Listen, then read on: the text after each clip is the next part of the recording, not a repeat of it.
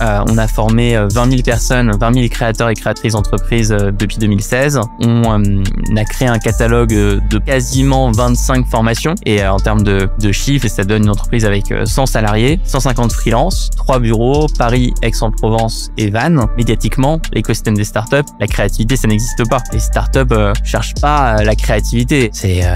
L'humanité est tombée très bas, quoi. Mais ce que t'entends, c'est des passages de mon échange avec Alexandre Dana, cofondateur et président de Live Mentor.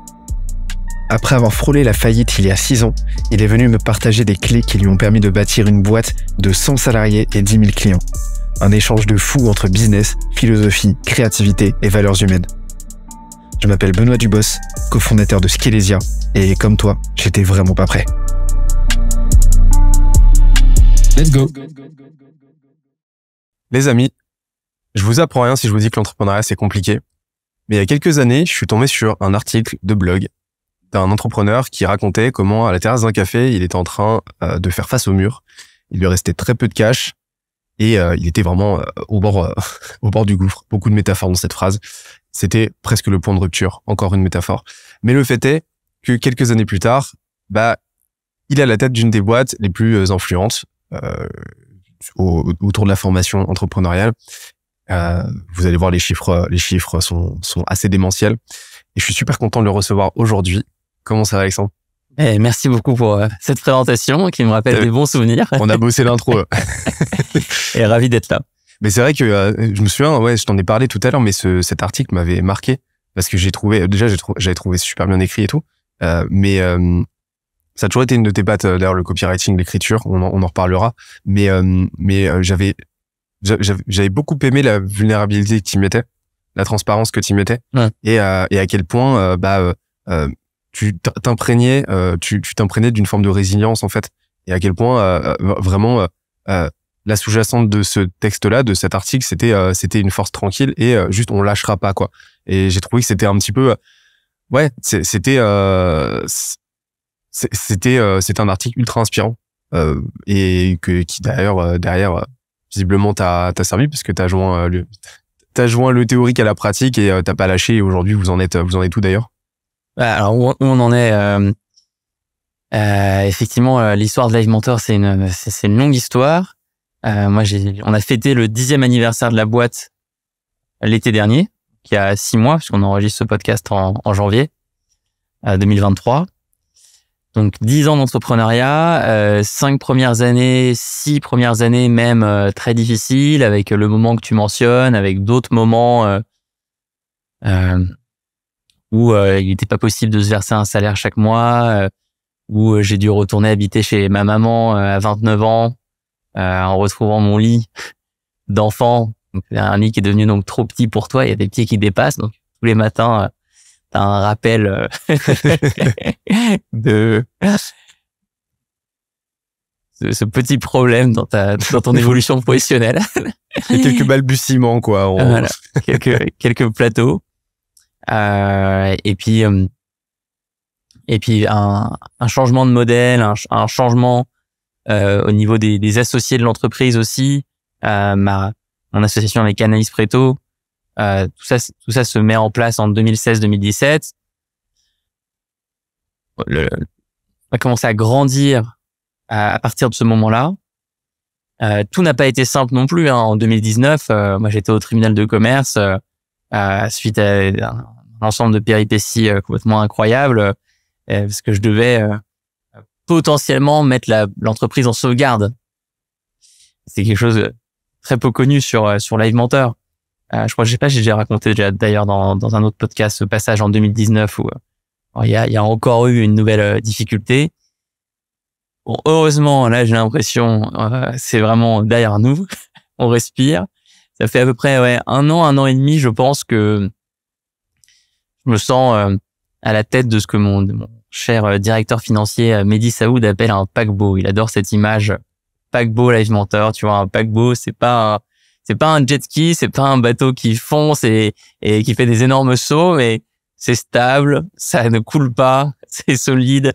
Il va y avoir une grosse vague qui arrive, le paquebot, il est capable de l'encaisser. Et en termes de chiffres, ça donne une entreprise avec 100 salariés, 150 freelances, 3 bureaux, Paris, Aix-en-Provence et Vannes. 70% de nos salariés sont dans les bureaux, puis 30% sont en télétravail total. On a des personnes un peu partout en France, au Pays Basque, en Alsace, du côté de Grenoble. Certaines personnes sont à l'étranger. On a formé 20 000 personnes, 20 000 créateurs et créatrices d'entreprises depuis 2016. On a créé un catalogue de quasiment 25 formations en ligne. Toutes ces formations durent 3 mois. Toutes ces formations reposent sur l'accompagnement par un mentor qui suit l'entrepreneur du début à la fin de sa formation. Voilà où on en est. Enfin, c'est dans les grandes lignes. Après, il y a plein de... On est une boîte qui est très créative. C'est à la fois notre force et parfois notre défaut. Donc, Quoi votre défaut? Parce que quand tu es très créatif, tu peux te lancer très vite sur une nouvelle idée, un nouveau projet, sans forcément bien estimer tout le travail qu'il y a derrière. Tu peux perdre en concentration parfois. Pour te donner, tu vois, un ordre d'idée, Live Mentor, c'est les 25 formations, 2 livres que j'ai écrits moi, un carnet du temps, carnet de 200 pages avec plein d'exercices pour mieux gérer son temps, un magazine papier Odyssée qui sort tous les 2 mois, et donc 64 pages qu'on imprime avec notre imprimeur, qu'on crée nous en interne avec du papier de super qualité, qu'on expédie via un routeur. On organise des événements en ligne et des événements en présentiel. On répond à des marchés publics. Enfin, tu vois, on fait beaucoup de choses différentes. On adore créer. Là, on a plein de projets sur le feu. On avait un mastermind d'entrepreneurs en 2022. Donc, voilà, boîte créative. T'as des exemples de... parce que la créativité est très souvent vue comme quelque chose de positif. Effectivement, ça peut être un petit peu plus dans les startups, ça n'existe pas. Enfin, la créativité... c'est vu, je sais pas... pour toi, c'est vu par quelque chose de positif, mais dans l'écosystème le plus visible en France, médiatiquement, l'écosystème des startups, la créativité, ça n'existe pas. Les startups cherchent pas la créativité. Elles trouvent un produit et ensuite elles rajoutent de la technologie sur ce produit, elles rajoutent des commerciaux pour le vendre généralement, et on s'arrête là. Et ça donne des produits qui sont très fonctionnels, mais ça explique aussi pourquoi tous les sites de startups se ressemblent avec les mêmes designs, les mêmes codes couleurs. T'as l'impression que c'est des copier-coller. La créativité, moi, je m'y connecte plus quand je regarde, par exemple, sur Arte. Là, il y a une semaine, il y avait un documentaire sur l'histoire de Walt Disney. Ça, c'est incroyable. Tu vois, je pourrais t'en parler pendant des heures. Ce documentaire, je l'ai trouvé fantastique sur comment il a eu, par exemple, l'idée de faire Blanche-Neige et les 7 nains, où il s'est dit, mais en fait, pourquoi est-ce que les dessins animés, c'est toujours un truc gentillet, un truc sympathique? Est-ce qu'il c'est possible de transmettre des émotions comme la tristesse, comme la peur, via les dessins animés? Et il a mis énormément d'argent. Ils sont allés voir des banques, ils se sont endettés. La situation financière était critique dans l'entreprise, mais il a pris une équipe énorme, parce qu'à l'époque, il y a pas les outils qu'on utilise aujourd'hui comme Photoshop, Illustrator, enfin tous les outils qui permettent de faire des dessins animés de manière moderne. Il fallait vraiment tout dessiner à la main avec des illustratrices qui faisaient du 8h, 22h au bureau. Le projet devait durer 1 an, il dure 3 ans, mais lors de la première représentation, t'as les gens qui pleurent dans la salle tellement ils sont émus par ce qu'ils voient, par ce premier dessin animé Blanche-Neige. Voilà, ça pour moi c'est une entreprise pleine de créativité. Et toi, comment tu fais pour être créatif au quotidien? Tu me parlais justement de ce documentaire-là. Ouais. Comment tu nourris ta créativité, déjà d'un point de vue inspiration et d'un point de vue, entre guillemets, système? Ouais, alors c'est ça. Et effectivement, il y a 2 parties dans la question. Alors. Oui, j'aime bien les questions à tiroir. Questions à tiroir. Alors, d'un point de vue personnel, pour moi, c'est avant tout mes sources d'inspiration. Les personnes que je côtoie, les mentors que je vais aller chercher. Et donc effectivement, la créativité, moi je la trouve quand je regarde des documentaires, j'écoute des podcasts sur des artistes. Ça c'est, je pense, la première réponse qui me vient. Ma mère était artiste de cirque, était trapéziste pendant 10 ans. Donc quand je vais à des spectacles de cirque, quand je vais à des spectacles de danse, là, je vois un niveau de créativité que je trouve absolument exceptionnel. Moi, mon amoureuse Estelle, elle est comédienne et chanteuse. Elle vient de sortir son premier clip. Elle reprend une chanson de Keane. Elle a fait un clip où elle est ça se déroule face à la mer. Ils ont allé tourner en Bretagne sur la plage et on la voit pas dans le clip. En fait, elle a pris un acteur, un mec, et c'est lui qu'on voit et il parle, mais c'est la voix d'Estelle qu'on entend. Bon, là, direct, tu vois, c'est une source de créativité que je trouve incroyable en fait de côtoyer des comédiens, des chanteurs, des chanteurs, des artistes. Et c'est un monde dans lequel moi je passe beaucoup de temps. Quand je vais à des festivals comme Madame Loyal, tu connais Madame Loyal? Ouais, t'es allé faire la fête là-bas un peu? Non. Bon, c'est au cirque Micheletti pour ceux et celles qui nous écoutent. C'est un endroit où il faut aller, quoi. C'est un festival de musique électro, mais qui se passe dans un cirque, qui est incroyable. Donc, tu danses avec des DJ géniaux, mais sous des chapiteaux, dans un endroit auquel t'as pas l'habitude d'avoir ce genre d'activité. Moi, j'adore le mélange univers. Je pense que la créativité, elle vient du mélange univers. Et donc, c'est pour ça que c'est de là que je tire des idées comme quand on organise une retraite, hein, comme en octobre dernier, pour 50 entrepreneurs. Les 50 entrepreneurs qu'on accompagnait dans un programme Live Mentor. La retraite, où est-ce qu'on l'organise? Est-ce qu'on l'organise dans une tour à la Défense? Est-ce qu'on l'organise dans un château forme? Tu vois ce que c'est, château forme? Tu sais, c'est la boîte en France qui prend des super baraques, hein, mais en dehors de Paris, souvent. Et puis, t'y vas et tu fais ton séminaire d'entreprise. Bon, moi, je suis allé les voir. J'ai dit, pourquoi pas? Donc, j'y vais et je leur dis, mais par exemple, là, les 50 entrepreneurs que je vais faire venir, est-ce que le lieu, il sera qu'à moi? Ah non, il y a une autre boîte. C'est quoi la boîte? C'est AXA, des assureurs. Voilà. Est-ce que vraiment l'énergie que je veux créer dans ce lieu, elle peut matcher avec les assureurs? Je sais pas. Deuxième question, vous avez de l'alcool? Oui, gros problème. Moi, dans les événements, il y a zéro alcool, voilà, parce que je veux que les gens ils soient pleinement présents dans l'expérience. Je veux pas que ils cherchent à se désinhiber avec l'alcool. Je vais les désinhiber autrement, moi. J'ai pas besoin de ça.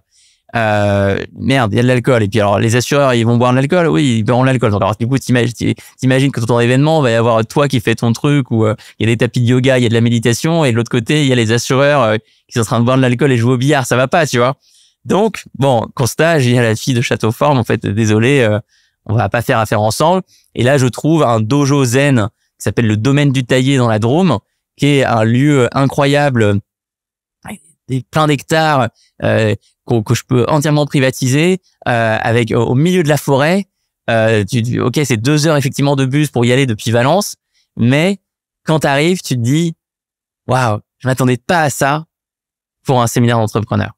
Et je les emmène pas non plus à Dubaï ou au Maroc comme le font certains, parce que c'est pas du tout aligné avec les valeurs de Live Mentor, avec la philosophie. Et puis surtout, moi je veux créer un sentiment de surprise totale, d'émerveillement. Et donc l'écosystème des artistes, l'écosystème du bien-être, le mélange des univers, ça me parle beaucoup. Moi, une de mes inspirations en termes de créativité, c'est Jodorowsky. Donc Jodorowsky, il a été metteur en scène, et puis après il a été réalisateur, et puis ensuite il a fait Dune. Enfin, il a essayé de faire un film sur Dune, le livre de science-fiction. Il a pas réussi à faire ce film. Il devait lever 10 millions d'euros.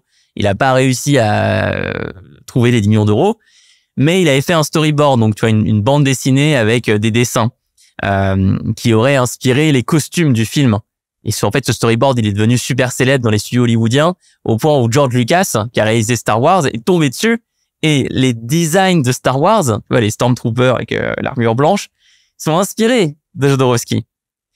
Et puis ensuite, Jodorowsky, il a été dégoûté par cet échec, le fait de pas réussir à récupérer 10 millions d'euros pour faire Dune.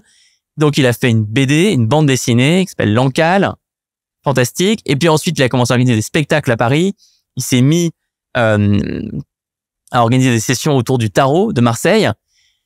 C'est quelqu'un qui est passé au cours de sa vie par la mise en scène, le théâtre, les films, la bande dessinée, le tarot de Marseille. Il a une chaîne YouTube. Il mélange plein d'univers.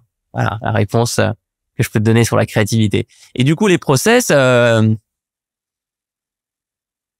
n'ai pas la réponse. T'en as des process pour être créatif? Non, moi je prends des gens qui ont ça en eux. Je prends des gens qui sont prêts justement à casser tous les process pour avoir leur part de créativité. Je pense par exemple à notre magazine Odyssée, un magazine qui est un objet de créativité. On a failli l'arrêter pourtant, il y a 1 an. Et puis j'ai rencontré quelqu'un, Sophie, qui avait une expérience du papier, Sophie Laurenceau, et je sentais que c'était quelqu'un de très créatif. Ça c'est certain. Et elle me dit, moi j'y crois, je vais sauver le magazine. Et elle fait une refonte de tout. Moi je vais surtout pas lui dire, tiens, il faudrait qu'on organise notre système créatif avec étape 1, étape 2, étape 3. Non, elle a ça en elle, c'est ce feu-là, cette énergie. Vas-y, fais. Et puis on se parle, on s'appelle. Elle fait partie des personnes qui sont en télétravail. Elle est en Allemagne en ce moment. Donc on se parle sur WhatsApp. J'ai découvert qu'elle aimait bien souvent. C'est moins le cas maintenant, mais à l'époque, m'écrire vers 21h, 22h, 23h, c'est le moment où elle travaille, c'est le moment où elle est créative. Je réponds, on y va, quoi. Tu vois, je pense que la créativité, je ne sais pas s'il faut parler de process créatif. Je crois qu'il faut plutôt parler d'être plongé dans des univers très créatifs et s'imbiber de ce qui se passe. C'est tu me parlais justement de ce flux-là créatif, du fait d'être baigné, d'avoir un fil rouge. Tu parlais de Jodorowsky, qui avait une sorte de fil rouge au final, qui a drivé tout son éclectisme en fait, et qui l'a amené en fait à passer d'un sujet à l'autre. Ouais, mais la colonne vertébrale, ouais. J'ai l'impression de retrouver un petit peu la même chose dans la ligne directrice de Live Mentor, parce que je vois différents sujets qui, de prime abord, de surface, n'ont pas l'air d'avoir grand-chose à voir, mais qui au final sont très liés et se complètent vachement bien. Un magazine, des formations, des retraites, etc. Et ça me fait penser, tu parlais de Disney tout à l'heure, ça me fait penser, tu sais, à la flywheel qu'il avait défini, c'est le modèle économique de la carte. Ouais, exactement. Le modèle économique de Disney, où il explique, il démontre de façon très visuelle. La carte de 1957. Exactement. Comment toutes ces productions, toutes ces business units, d'un point de vue, on va utiliser une terminologie très pompeuse, très entrepreneuriale, vont cohabiter ensemble pour créer un univers à part entière. Est-ce qu'il y aurait pas une similarité avec la façon dont les choses, par sérendipité, j'imagine, se structurent chez Live Mentor? Totalement. Moi, c'est un outil que j'adore. Cette carte de Walt Disney, que j'ai utilisée plusieurs fois moi-même en tant qu'entrepreneur et sur lequel je fais travailler des entreprises que j'accompagne. Je pense que c'est un très bel outil pour se poser la question de l'essence du feu sacré qu'il y a au milieu de toute entreprise, et pour à partir de là construire différentes activités qui se renforcent mutuellement, qui se complètent mutuellement et qui ont des synergies entre elles. Et comment tu l'utilises? Parce que c'est très facile de fonctionner par analogie, tu récupères le truc, etc. Et tu dis ok, moi je vais faire la même chose, go. Et au final, ça peut avoir tendance à donner quelque chose de pas du tout cohérent, avec des synergies qui sont pas du tout évidentes, très capillotractées. Comment toi tu l'utilises avec tes entrepreneurs? Je leur propose de faire leur carte. Déjà, je leur propose de passer du temps dessus. Et puis ensuite, je fais ce qui se passe dans toute session de mentorat, de formation Live Mentor. Je pose des questions, je cherche à comprendre, je regarde les angles morts, je me demande si c'est cohérent, je pousse dans ces retranchements la personne en face de moi pour que on s'arrête pas sur un modèle théorique, mais qu'on parte d'un modèle qui colle à la réalité. Et puis ensuite, j'aime beaucoup travailler sur les horizons de temps et se demander, est-ce qu'on fait cette carte pour comprendre ce qu'il y a aujourd'hui? Est-ce qu'on fait cette carte pour rêver à ce qu'il y aura dans 5 ans? Ou est-ce qu'on fait cette carte pour se projeter à ce qu'il pourrait y avoir dans 6 mois? Et là, généralement, tu prends des décisions plus éclairées comme ça. Donc c'est autant un travail photographique de ce qui se passe à l'instant T qu'un travail prospectif pour s'imaginer ce qui va se passer plus tard et dessiner en fait une stratégie, quoi. Tout à fait. Ok. Et tout à l'heure, tu parlais du recrutement. Oui. Du fait que tu recherches des énergies, tu recherches quelqu'un qui va venir apporter quelque chose de potentiellement transcendant, mais sans pour autant, t'es pas en recherche de process, t'es pas en recherche de quelqu'un de structuré nécessairement, t'es en recherche de quelqu'un qui a ça en elle. Sur la créativité, sur des métiers où il y a une nécessité de création très forte. Mais vous avez recruté, aujourd'hui, vous avez à la fois 100 salariés et 140, tu m'as dit freelance. Donc, vous commencez à avoir de la bouteille niveau recrutement. Comment tu recrutes, toi? Moi, Alexandre? Ouais. Très mal. Très mal. Ouais. Okay. Moi, je suis pas bon en recrutement. Suffisamment bien pour que ça se passe bien aujourd'hui? Non, parce que je suis absent de la plupart des processus de recrutement. Tu recrutes pas du tout? Tu fais pas du tout partie. Non, je suis absent de la plupart des processus de recrutement. Et comment ça se passe alors? J'ai la chance d'avoir dans l'équipe Live Mentor des personnes qui sont très fortes pour ça. Okay. Mais moi, c'est un sujet qui a toujours été compliqué pour moi. Ce que j'arrive à faire dans le processus de recrutement, c'est trouver des personnes dans mon réseau avec qui j'ai créé des relations en dehors de tout processus de recrutement. J'ai créé des relations parce qu'on s'est rencontrés sur des projets, on s'est rencontrés sur des événements, on s'est rencontrés sur des expériences, on s'est entraidés sur des sujets. Peut-être des personnes dont j'ai été le mentor il y a quelques années. Et là, j'arrive à ce moment-là à contacter la personne et lui dire on vient de lancer une offre de recrutement et peut-être que ça peut t'intéresser. Ou c'est quoi c'est quoi ta situation du moment, quels sont tes prochains enjeux, et derrière je passe la balle à d'autres personnes. Ça c'est mon spot, c'est ma zone. Le processus en lui-même l'est beaucoup moins.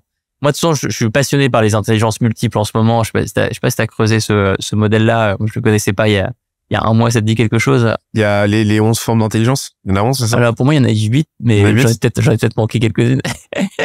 Intelligence logico-mathématique, intelligence verbo-linguistique, intelligence interpersonnelle, intelligence intrapersonnelle, intelligence musicale. Voilà, il y a pour proprioception aussi. Oui, kinesthésique. Kinesthésique. Ouais. Je sais que, ouais.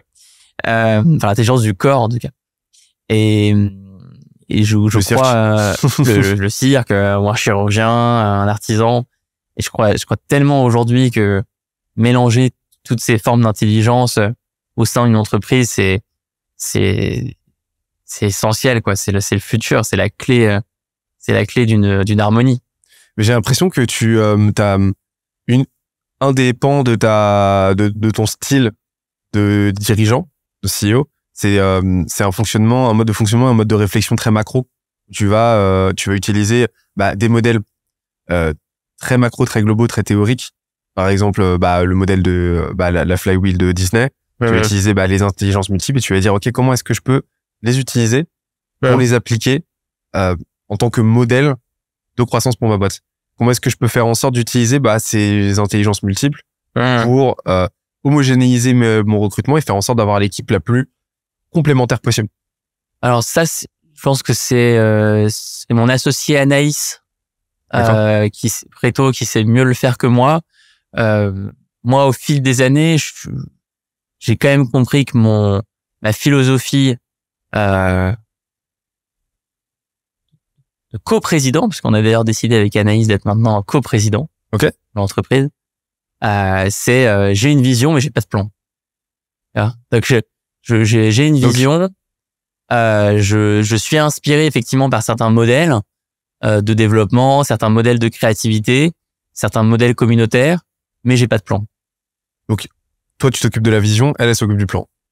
Alors non, on s'occupe tous les deux de la vision et pas de. Mais il y a deux types de vision. T'as une vision en termes de ressenti, une vision en termes de sensations quand tu parles à certaines personnes autour de toi, et puis t'as une vision des équilibres entre les forces. Et c'est là où Anaïs, je trouve, est incroyable. Elle a une capacité de vision sur le fonctionnement de grands ensembles qui est très forte. Et après, le plan, c'est encore autre chose. Et elle est meilleure que moi sur les plans, mais au fond, je pense que c'est pas son truc non plus. Mais on a d'autres personnes dans l'entreprise qui, eux, pour le coup, sont très forts en plan. Vous êtes coprésident, donc vous avez un DG? Ouais, exactement. d'accord, Enfin, c'est tout récent. On vient effectivement de décider d'avoir quelqu'un dans l'équipe qui va prendre, qui est là depuis longtemps, qui va prendre des fonctions de direction générale, ce que assurait Anaïs jusqu'à présent, pour qu'elle vienne avec moi et qu'on devienne coprésident, car on a des projets pour l'année 2023 de diversification, plein d'idées en tête qui vont vraiment nécessiter qu'on soit tous les deux sur à la fois à l'intérieur et à l'extérieur de l'entreprise, aux frontières en fait. Et justement, elle était déjà à la base. Oui. Elle était ok. Et comment vous allez cohabiter en tant que Alors tout à la base, elle était encore autre chose quand elle est arrivée. Elle est arrivée en tant qu'employée sur un rôle de responsable de l'expansion internationale. Ok. Avec dans sa feuille de poste, je crois historique, l'objectif de lancer l'Angleterre ou l'Australie ou je ne sais quoi. Et puis en fait, on n'a jamais fait l'expansion internationale et puis on a décidé de s'associer au bout de quelques mois. Elle est devenue directrice générale. Ok. Ça fait quelques années maintenant, ouais, que 2018. 2018. Et donc là, ouais, la répartition des rôles, comment elle a évolué? Comment vous cohabitez en tant que coprésident? Alors c'est tout récent, mais je pense que je pourrais t'en dire plus dans quelques mois. Là, ce qui est en train de se mettre en place, c'est qu'on va défricher ensemble les nouveaux projets de Live Mentor. Ok. Et on assure tous les deux aussi de ça, mais depuis longtemps, un rôle de visibilité extérieure assez fort. Moi, dans l'écosystème entrepreneurial, Anaïs plus dans l'écosystème réglementaire, l'écosystème de la formation professionnelle. Anaïs est aussi visible dans l'écosystème du financement d'entreprise. C'est elle qui dirige notre board. Tu vois, la réunion qu'on a avec nos actionnaires, c'est Anaïs qui la pilote. Et je suis très content et qu'on ait fait ce choix et qu'on s'oriente vers la coprésidence. Je trouve que c'est quelque chose de très rare en France. Et je trouve que ça colle super bien à Live Mentor. Et toi, c'est quoi tes rôles? Comment tu définis les rôles clés? Ouais. Au sein de Live Mentor? Ça a beaucoup évolué, mais j'imagine, ouais. Je dirais je suis directeur de la marque déjà. Premièrement, c'est quand même un rôle marketing de la marque, ouais. La marque, donc tous les projets créatifs, très impliqué sur notre magazine Odyssée, très impliqué sur nos événements présentiels et en ligne, très impliqué dans les collaborations avec certaines chaînes YouTube, certains podcasts. Là, par exemple, depuis quelques mois, je suis co-hôte du podcast Graines de Métamorphose, qui est la petite sœur du podcast Métamorphose, fondé par Anne Guéquière, qui est un podcast que je trouve incroyable, d'éveil des consciences. Et donc, je me suis éclaté dans cette aventure. Et donc, je réfléchis à tout ce qui peut permettre de diffuser les valeurs de Live Mentor, la philosophie Live Mentor, et à tout l'écosystème de partenaires qu'on peut mobiliser pour créer des choses à plusieurs. Et puis, évidemment, mon rôle historique, c'était énormément la création de nouveautés, la création de nouveaux programmes, j'étais à l'origine des livres, parce que je les ai écrits de A à Z, mais j'étais à l'origine de la création du magazine Odyssée, et sur les projets qu'on envisage pour 2023, je suis aussi très impliqué dans leur création. Ok, donc vraiment, t'as fait en sorte de te délester au maximum de toutes les tâches, on va dire opérationnelles, qui ont attrait à la direction effective d'une entreprise, quoi. Oui, des tâches opérationnelles, mais aussi des missions stratégiques, de la direction.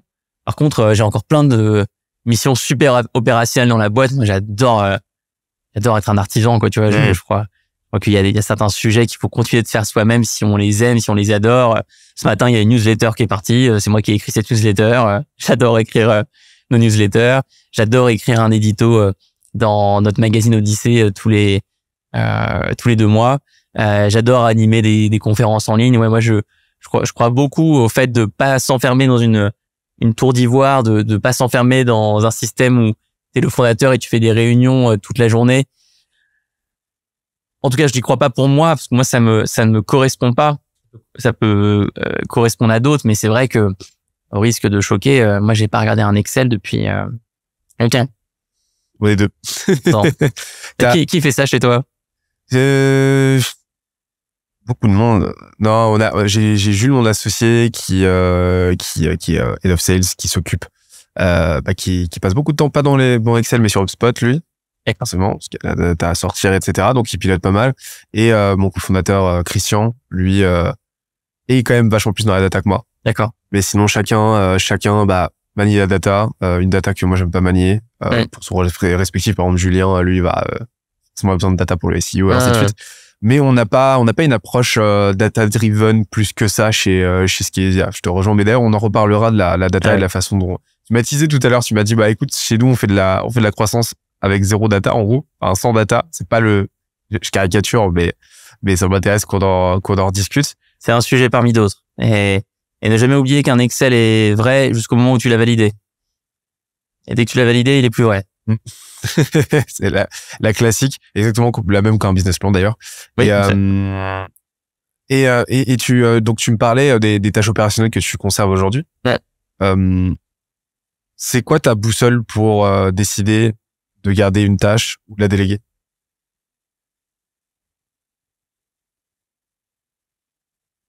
Est-ce que quelqu'un a envie de le faire dans l'entreprise? Est-ce que quelqu'un a un peu Merci beaucoup. Est-ce que quelqu'un a le feu sacré, cette mission? Quel est le niveau de plaisir que j'y prends? Est-ce que je vais pouvoir apprendre des choses en réalisant cette mission? Est-ce que c'est de l'exploration ou de l'approfondissement? J'aime beaucoup cette question. Je l'ai mis dans mon bilan annuel. Quelle est la part de mon temps que je passe à approfondir? Quelle est la part de mon temps que je passe à explorer? Voilà les exemples de questions autour desquelles je vais cogiter. Et ce serait quoi j'ai cru comprendre qu'il y en avait deux grandes que tu conserves, c'est l'écriture et le coaching.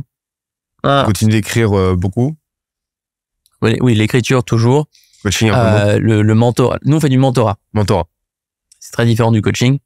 Le mentorat, ça varie d'une année sur l'autre. En fait, chaque année, je dis que je vais plus en faire.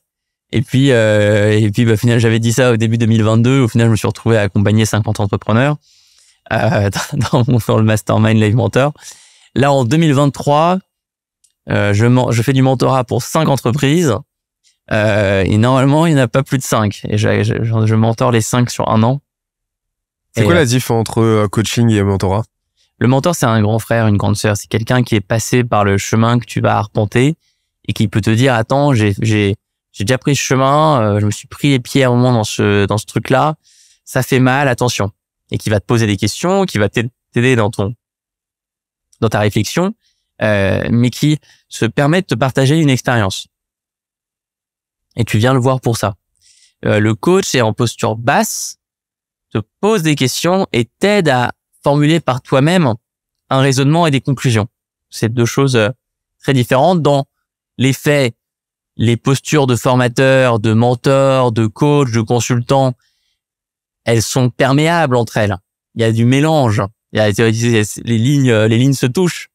Mais notre socle à nous, c'est vraiment le mentorat. Et d'ailleurs, c'est dans notre nom, Live Mentor. La différence, c'est vraiment, comme tu l'as dit, c'est pas nécessairement les outils qu'on va utiliser. Ça peut être, parce que tu peux très bien en tant que mentor utiliser de l'anamnèse, tu peux très bien utiliser les outils du coaching. Par contre, ça va vraiment être le positionnement par rapport à la personne que tu accompagnes. Le mentor, t'avances cet aspect bilatéral, mais t'es un petit peu entre guillemets en hauteur, hein. C'est pas une sorte de hiérarchie, mais parce que tu vas pouvoir en savoir, là où le consultant, lui, va être plutôt homogène, ça va plutôt être équilibré. Le coaching, le coach va lui se mettre en retrait, en dessous. Et va beaucoup plus driver avec des questions, donc une approche beaucoup plus anamnèse en fait. Donc ok, donc c'est intéressant parce que tu vois c'est un sujet. Il y a beaucoup de gens qui ne savent pas, par exemple, te dire précisément en quoi consiste un coach. Oui.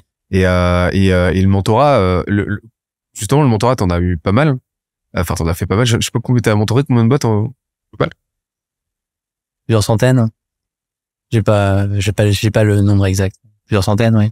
Ça me J'étais le seul mentor pendant 1 an et demi, entre 2016 et mi-2017, une centaine. C'est quoi les plus grandes difficultés qui ressortent là chez les entrepreneurs que t'as mentorés, qui ressortent de ces mentorings?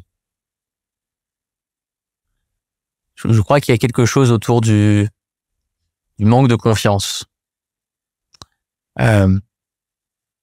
Vraiment, malheureusement, je rencontre trop souvent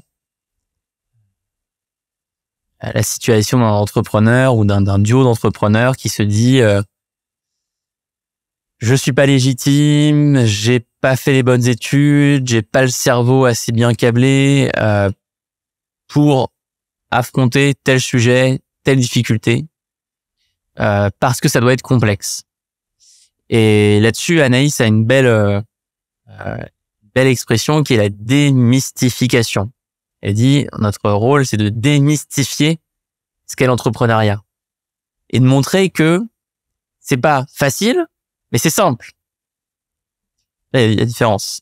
C'est pas facile, mais c'est simple. Et déjà, faire le pont de c'est complexe, j'y comprends rien, à c'est simple, c'est déjà un pont énorme.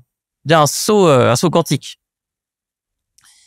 Et alors, pourquoi est-ce qu'il y a autant ce manque de confiance, mais cette conviction que les choses sont complexes, cette conviction qu'on n'est pas assez pour être entrepreneur? Et moi, je crois que c'est à cause de la culture entrepreneuriale dominante qui est complètement toxique et qui génère ces générations de personnes qui ne se foutent pas la paix. Et là, je fais référence à philosophe français Fabrice Midal. Je sais pas si tu as déjà lu certains de ses livres, comme Le Guide des hypersensibles ou Les 5 portes. C'est des livres que tu as... Je savais pas que c'était un philosophe, tu vois. Si, il est de formation de philosophe à la base. Il est philosophe. Il a publié des bouquins de philosophie. Et il est aussi fondateur réseau occidental de méditation. Et c'est quelqu'un que j'apprécie beaucoup et avec qui nous sommes en train de lancer une formation intitulée Les 5 portes des entrepreneurs, où on adapte pour le cas spécifique des entrepreneurs son outil, les 5 portes, qui en fait n'est pas en fait le sien, qui est un outil qui remonte à très très loin dans le temps, qu'il a simplement réinterprété, qu'il a adapté, qu'il transmet dans son livre. Et cet outil, moi, je l'ai trouvé encore plus pertinent que tous les tests de personnalité comme MBTI, comme ProcessCom, comme le modèle DISC, que je les connais tous. J'ai tous utilisé, j'ai tous testé, j'ai tous appliqué sur les entrepreneurs que j'accompagne. Et quand j'ai découvert les 5 portes, j'ai pris une claque. Je trouvais que ce modèle était dynamique, était agile. Et ne nous enfermait pas dans une case. Nous montrait en fait qu'on avait plein de manières d'être au monde différentes en nous et qu'on en a certaines qui sont plus naturelles, plus familières et d'autres qui le sont beaucoup moins. Et par contre, on peut aller jouer avec tout ça pour trouver son désir et rayonner. Et c'est là où notre confiance fait à nouveau un saut quantique.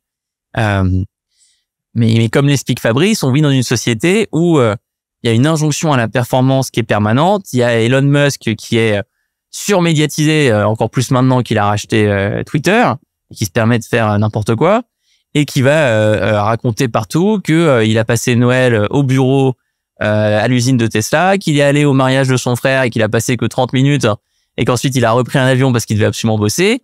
Et donc vous avez ce genre de messages et d'injonctions et des personnes qui se disent mais moi je suis pas du tout prête et capable à faire autant qu'Elon Musk, donc je ne peux pas être entrepreneur. Ça, c'est dangereux.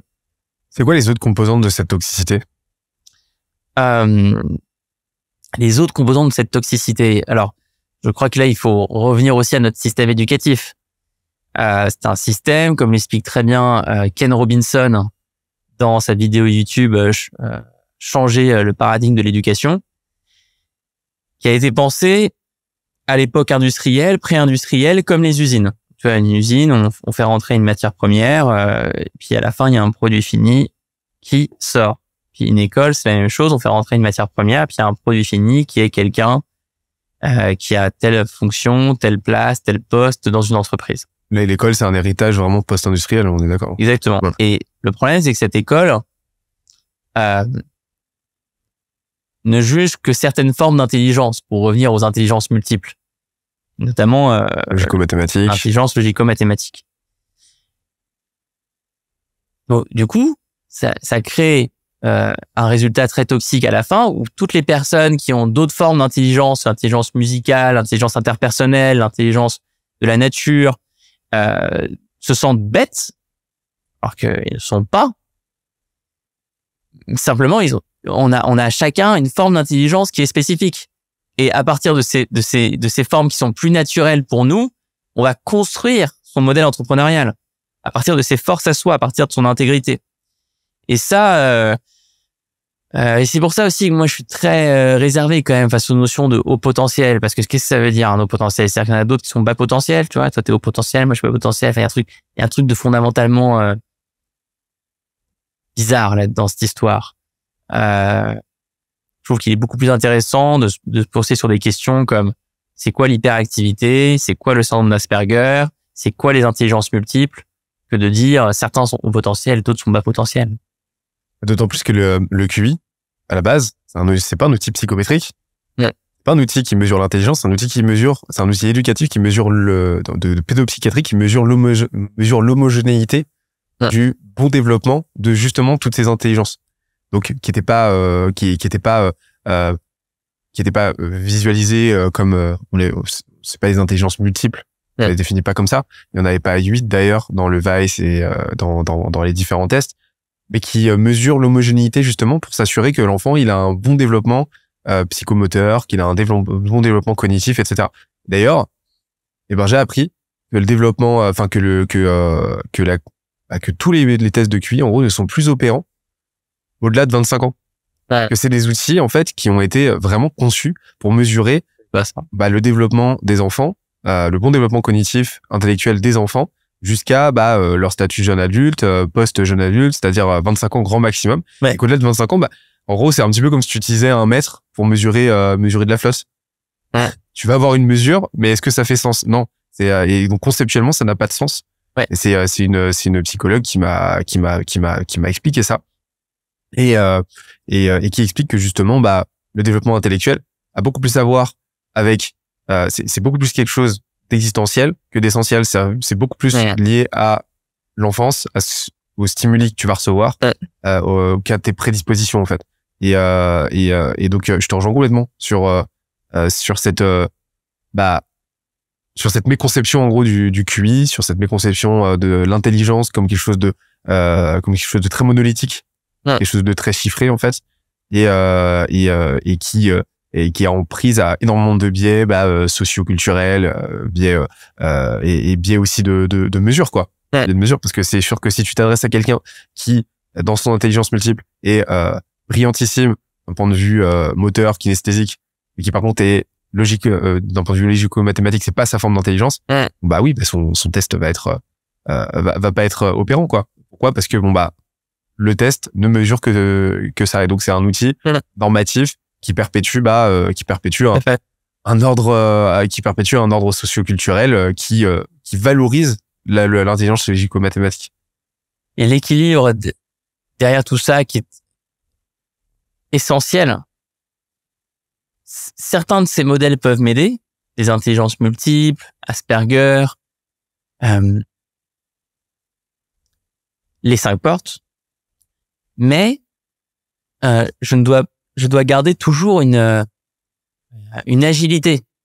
Je ne dois pas m'enfermer dans les résultats d'un modèle. C'est pour ça que je trouve que l'œuvre de Fabrice est vraiment singulière, parce que dans les 5 portes, te répète en permanence qu'on a tous les 5 portes en nous et que certaines s'expriment plus naturellement. On peut aller les chercher. On peut aller chercher les autres. Et ça, et il explique aussi très bien les ambivalences de chaque porte. Donc en fait, ce que tu expliques, c'est que, en fait, si on extrapole un petit peu, aujourd'hui, ce qui rend la culture entrepreneuriale toxique, c'est qu'on va extrapoler le même mode de réflexion que celui qu'on a avec le QI, c'est-à-dire qu'en gros, au même titre qu'il y a qu'une seule forme d'intelligence, c'est l'intelligence logico-mathématique, il y a qu'une seule forme d'entrepreneuriat noble. Il y a qu'une seule façon viable d'entreprendre, c'est une approche, justement, axée performative, axée vraiment performance. On travaille, le hustle, on grind, etc.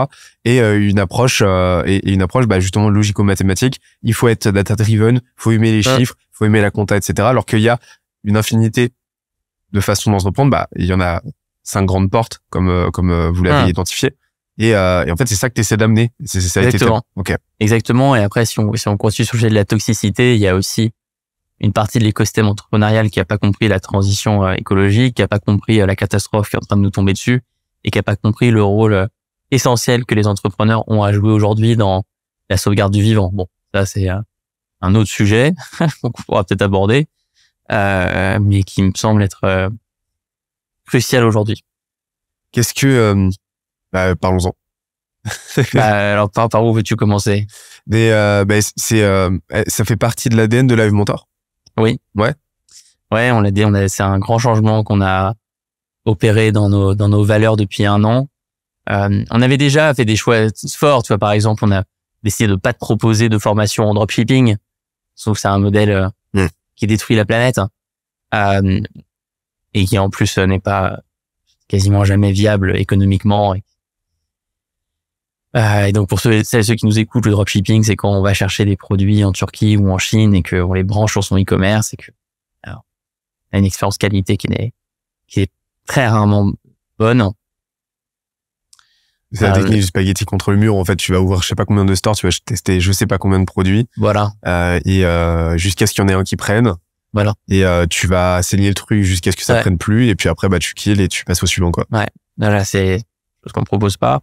On propose pas de formation comme le font d'autres acteurs de l'entrepreneuriat au trading, par exemple. Mais depuis 1 an, on veut aller plus loin. Et donc on a tellement de choses encore à faire. Mais on a fait une fresque du climat à notre séminaire de direction.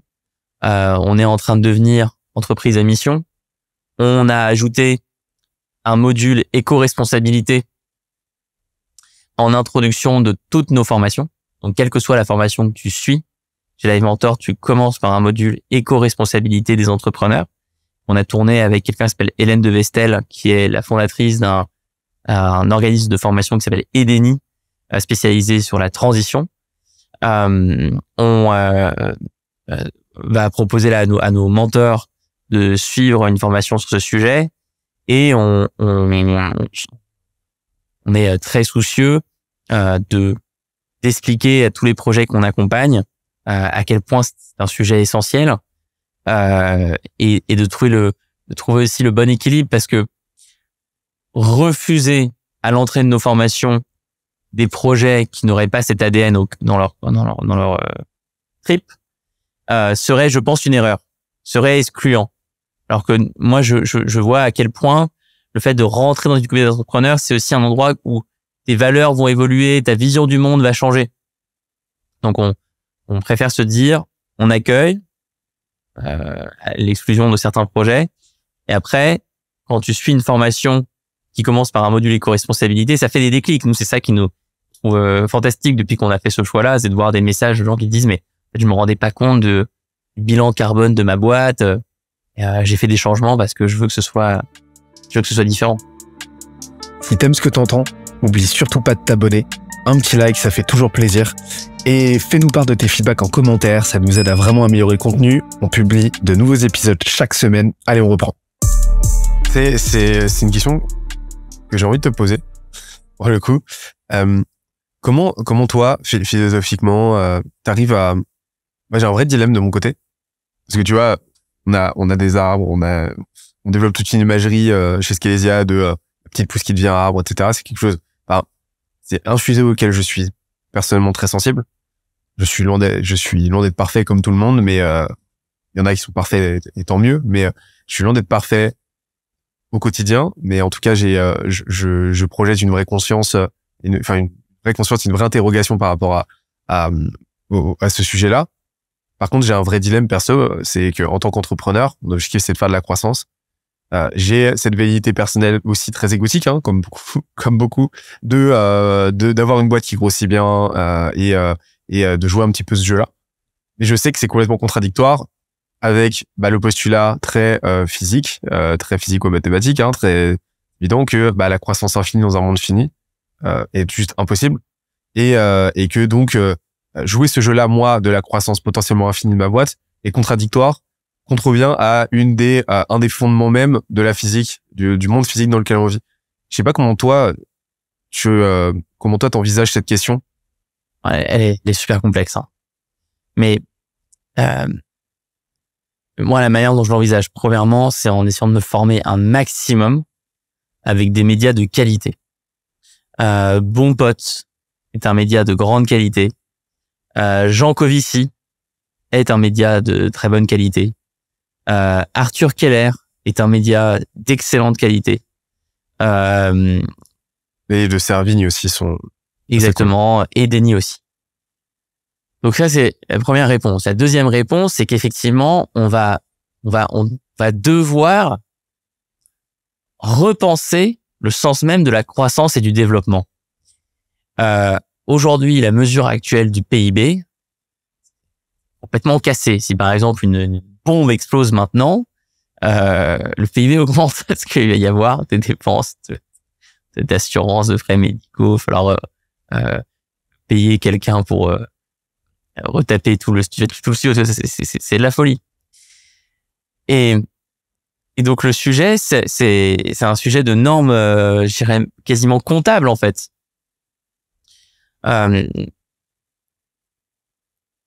Une bonne manière, je crois, d'avancer, c'est de se dire, je prends les grands objectifs auxquels les entreprises à mission doivent coller.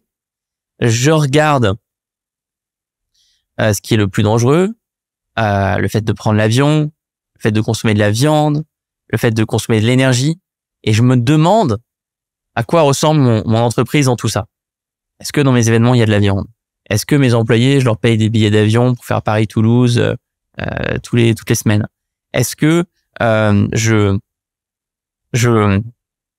si je suis une usine, je balance mon usine comme ça, ou est-ce que je m'intéresse au concept d'entreprise régénératrice? Est-ce que tu as entendu parler de ce concept? C'est en fait la prochaine étape après être carbone zéro. Parce que carbone zéro, c'est bien sympa, mais moi, ça me fait un peu marrer, tu vois, quand Google met sur son moteur de recherche we are carbone machin zéro depuis X années, parce qu'en fait, ils font du photovoltaïque. Mais photovoltaïque, c'est pas fait avec des pousses de bambou, tu vois. Enfin, même si c'est fait avec des pousses de bambou, ça pourrait être problématique, mais c'est fait avec du minerai. Ce minerai, il est pas infini, un stock fini. Donc, en fait, faut pas déporter le problème. On sait très bien que si l'hydrocarbure en plus pour l'extraire. Voilà. Donc ça fait bien marrer. Et je trouve c'est assez grave que Google se positionne comme ça d'ailleurs publiquement. Donc le système est super complexe, et donc l'entreprise régénératrice par exemple, c'est ce à quoi réfléchissent des boîtes comme Patagonia, des boîtes comme Interface, où on va se dire tiens, je mets une usine à tel endroit, comment fonctionne l'écosystème à ces endroits et comment mon usine peut être bénéfique à l'écosystème. Ces réflexions sur lesquelles il faut s'entourer. Il faut s'entourer d'experts, il faut s'entourer de personnes qui ont dédié 5, 10, 15 ans, 20 ans à ce sujet. C'est pour ça que nous, on allait prendre Hélène de Vestel d'Edeni. Je pense qu'il faut faire preuve d'une grosse humilité. Il faut aller s'entourer de personnes qui sont expertes. C'est pas mon cas. Moi, je vois mon rôle comme le fait de mettre en avant certains de ces experts dans l'écosystème entrepreneurial. C'est pour ça, par exemple, on est super content de faire une conférence en ligne avec Arthur Aubeuf de Time for the Planet. C'est pour ça que je mets sur mon profil LinkedIn que je suis associé de Time for the Planet. Voilà ce que je peux te répondre. Et donc, selon toi, en gros, c'est possible de faire cohabiter une croissance qui va être en fait comptable, qui va être chiffrée, qui va être voilà, purement la croissance comptable d'une boîte économique avec une action, avec une existence bénéfique pour la planète. Je crois dans ce que dit Arthur Keller, qu'il faut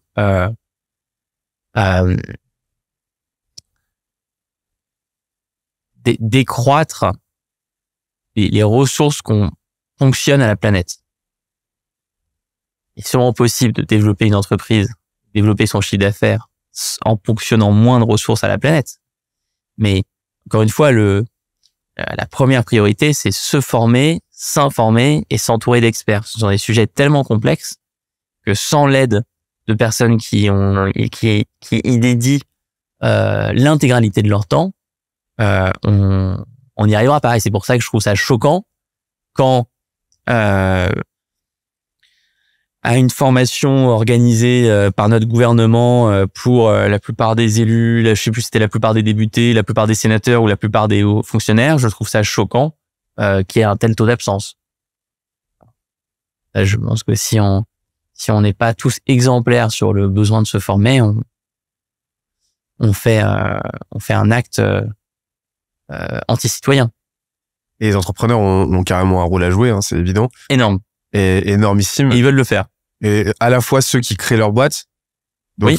et à qui tu recommandes, et à qui même enfin, c'est plus qu'une recommandation, mais d'insuffler cette composante-là au sein même de leur génome, de leur ADN, mais aussi les entrepreneurs qui ont déjà une boîte, et tu parlais tout à l'heure. Décathlon. Ouais. Décathlon a un exemple incroyable. Incroyable d'entreprise française qui est en train de faire un boulot, mais monstrueux. Et parce qu'il y a, au sein de Décathlon, moi j'ai une amie, Léna, qui travaille là-bas, des personnes qui adorent la nature, veulent la préserver, et sont bien conscients que voilà, à un niveau individuel, comme tu le disais, c'est très dur d'être parfait, on a tous nos conflits, mais par contre qui se disent tiens, dans cette entreprise-là, l'impact qu'on peut avoir, il est vraiment fort, il peut en inspirer d'autres. Ça c'est génial. Mais tu parlais tout à l'heure justement, parce que ça peut être compliqué pour des boîtes, une boîte comme Decathlon par exemple. Ça peut être compliqué. Enfin, il y a une force d'inertie qui est juste monstrueuse pour justement faire tourner le paquebot. Et je voudrais revenir sur cette métaphore tout à l'heure du paquebot, du jet ski, etc. Que j'ai trouvé vachement pertinente pour illustrer les différents stades de développement d'une boîte. Tu peux m'en dire plus? C'est une phrase qui, je crois, vient encore une fois, de mon directeur financier, Mehdi Saoud, qui merci. Qui, je sais plus quand, il y a peut-être 1 an, 2 ans, 3 ans, a dit ça serait bien qu'on soit un peu paquebot. Je pense que ça venait peut-être de cette observation que la boîte était très hyperactive. Je t'ai parlé de tous les projets qu'on a lancés, de cette créativité, de cette ébullition permanente. Mehdi a un profil plus calme, plus stable. Il est quand même arrivé dans une situation, tu vois, un chaos au niveau financier qui était absolument total. Live Mentor, il a passé ces 2 premières semaines, je pense. Qu'est-ce que je fais là? Mais tu vois, avec des tonnes et des tonnes de fiches, de papier partout, avec un chiffre d'affaires qu'on calculait mal, qui était faux. Et c'est vrai qu'il a structuré quelque chose d'assez fantastique. C'est fantastique. Un beau vertige, quoi, en arrivant. Ouais, mais c'est quelqu'un qui a un courage incroyable, et je pense que le défi lui parlait, et qu'il a peut-être pressenti aussi toutes les étapes qu'on allait pouvoir franchir et à quel point son rôle allait évoluer dans le temps. Et c'est vrai que son rôle a énormément évolué à Mehdi. C'est très intéressant cette métaphore, parce que si tu la tires, si on tire le fil là de cette analogie, on se rend compte que par exemple un entrepreneur les entrepreneurs, avant que tu les mentors par exemple, donc ceux qui ont tout leur blocage psychologique, qui manquent des compétences élémentaires pour entreprendre, ça va être des kayakistes en gros, qui sont dans leur kayak, qui galèrent contre vents et marées à la force de leurs bras. C'est pas du tout naturel pour eux, c'est épuisant, etc. Tu leur donnes les bonnes compétences, tu les positionnes de la bonne manière, tu pètes leur barrière mentale, bim, tu leur donnes un jet ski en fait. Et donc là, ils vont être vachement mobiles, vachement agiles. Un voilier. Et ensuite, ça va devenir un voilier à partir du moment où ils décident de s'armer, ils décident de s'armer d'une équipe, ils décident de gagner de prendre de l'ampleur. Et en fait, ça va grossir jusqu'à un paquebot. En fait, il y a une linéarité décroissante entre le niveau de complexité de la boîte, la taille de l'embarcation en fait, et la force d'inertie qui va faire que elle va être de moins en moins mobile en fait. Et donc forcément un paquebot est infiniment moins mobile qu'un jet ski ou qu'un voilier, et donc va être beaucoup plus, comme tu l'as dit, résistant aux vagues.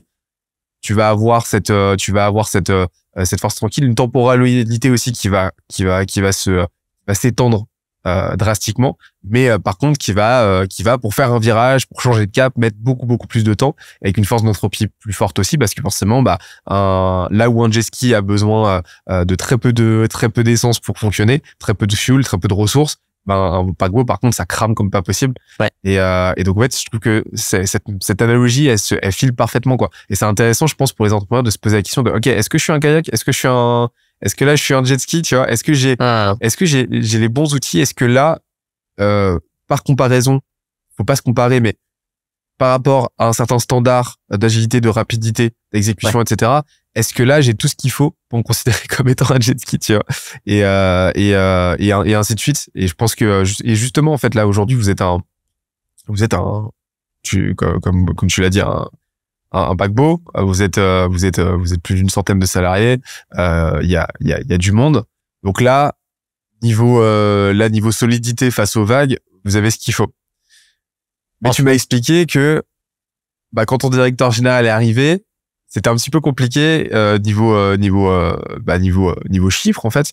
Et comment vous faites aujourd'hui et comment vous faisiez à l'époque pour faire de la croissance, justement en mettant à ce point-là l'accent sur la partie créative et pas nécessairement sur la partie gestion, la partie économique de l'entrepreneuriat. Alors attention, encore une fois, moi je suis peu gestionnaire, mais on a des personnes qui ont des intelligences logico-mathématiques incroyables dans l'entreprise. Je pense à Mehdi Saoud que j'ai mentionné, Baptiste Odan, des personnes qui sont extrêmement fortes pour dérouler des plans, mettre de la structure.